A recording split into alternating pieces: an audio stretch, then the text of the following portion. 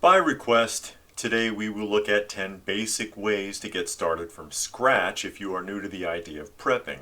However, whether you are new to the game or you have been doing this for a long time, there may be some things mentioned here that could be a benefit to you, so please do follow along. And for those of you who are more experienced, feel free to add any important information in the comments section down below. So without wasting any time, let's go ahead and get started in somewhat of an order. Number 1, research. Make a list and check it twice. Know what it is you're getting yourself into. Do your homework on the subject of prepping and survival and determine exactly what kind of scenarios or situations you are prepping for. Ascertain for yourself just how seriously you're going to take this and how far you are willing to go. Ultimately, if it's not that important to you, then you'll just be wasting your time, your money, and your effort. So be sure this is what you want. Find out what you need to learn and what you need to stockpile for just what kind of emergency you are planning for. Number 2, make a plan. As the old adage goes, a man without a plan fails before he starts. Now that you have determined that this is what you want, then it's time to plan. Where and how you will get your supplies, where you will keep them, where and how you will train, and when will you make time for it. If your plan involves evacuation, where and when will you go, and what will you take with you? Write up a small plan for everything so that you can thoroughly think everything through and be ready when the time comes. Number 3, know where to go. Start figuring out now where you are going to end up during an SHTF situation. Are you going straight home? Are you going to a backup location? Who will meet you there? Do you have a buddy or group to meet up with? And what is the plan? Figure out your evacuation and its routes early before it's too late.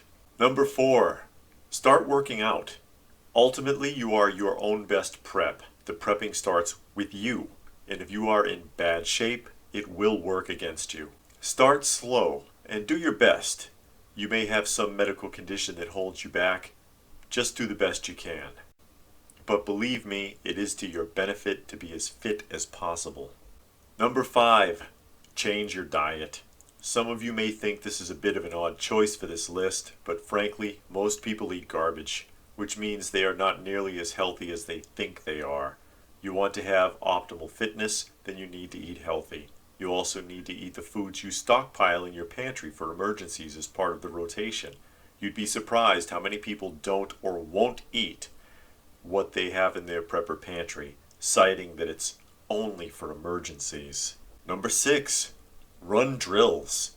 If your plans include a specific type of emergency or involve some sort of evacuation of your primary residence, then it would probably be to your benefit to run drills, so that if and when the time comes, you won't be tripping over yourself and become part of the problem.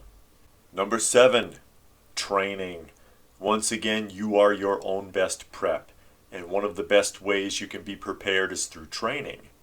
Research various types of training of interest in your area. Many sporting goods stores have outdoor camping and survival classes or hiking trips, for example.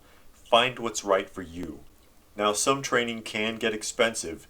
If you can afford it, then go for it.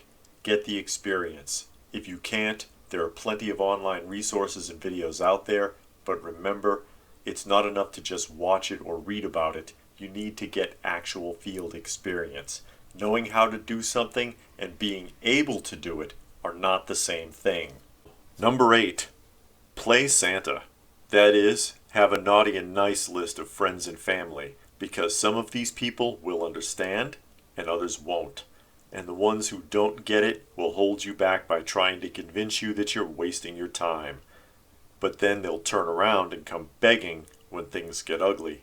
You need to determine for yourself who will and will not know what you are doing as early as possible. Number 9, make yourself a bug out bag. Now, it doesn't have to be fancy, and it doesn't have to contain all the latest gadgets and the most expensive equipment money can buy. Just the basics will do. There are many videos on the subject out there, including a couple on this channel. Remember, there are no perfect bug out bags. Every bag is different to suit the needs of the individual. but whether you plan on bugging out or not, it's a good idea to have one handy. And number 10, try to find a group.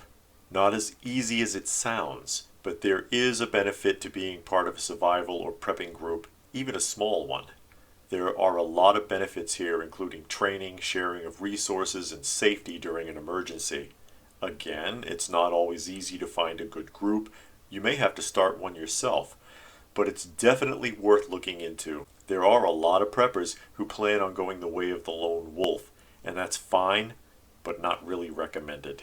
And you just knew I had one more for you, didn't you? Call it number 11 if you will. Round yourself off. That is, try to be as well-rounded as possible. The more skills you can acquire, the better off you will be in an emergency or a disaster.